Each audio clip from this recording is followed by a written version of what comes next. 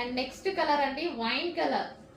So అన్ని 4 colours కూడా చాలా అంటే చాలా డిమాండ్ వచ్చింది, ఫుల్ రెస్పాన్స్ వచ్చింది. వైన్ మళ్ళీ స్టిచ్చింగ్ అయితే అయిందండి. మీరు చూస్తున్నారు కదా, మినిమం ఆల్మోస్ట్ 2.5 months నుంచి ఓన్లీ లెహెంగాస్ వర్కే జరుగుతుంది.